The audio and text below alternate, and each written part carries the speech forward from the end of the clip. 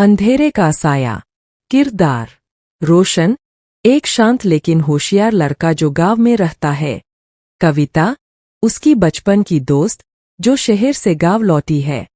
पुराना हवेली, गांव के किनारे खड़ी एक डरावनी सुनसान इमारत।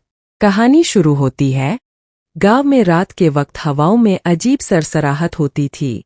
बूढ़े लोग कहते थे उस पुरानी हवेली में कोई साया है, लेकिन रोशन को इन बातों पर यकीन नहीं था।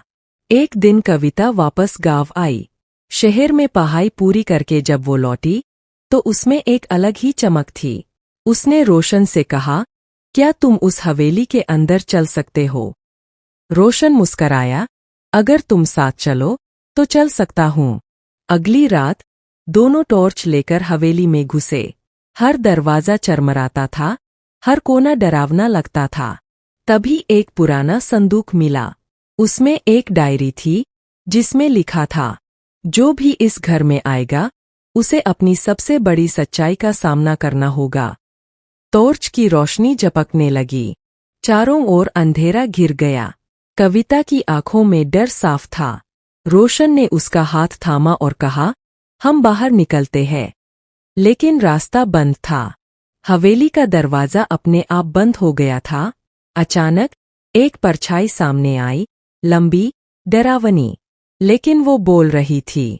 वो किसी की आत्मा थी, उसी हवेली के आखिरी मालिक की, जो कभी जिंदा जल गया था।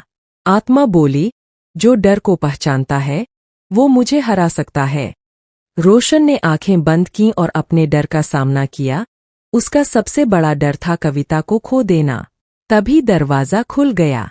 दोनों बाहर भागे। हवेली फिर से शांत हो गई। अब हर कोई कहता है, रोशन और कविता ने उस साए को हरा दिया, क्योंकि उन्होंने एक दूसरे का साथ नहीं छोड़ा। सीख, डर सबके अंदर होता है, लेकिन जब साथ में हो तो अंधेरे का भी सामना किया जा सकता है।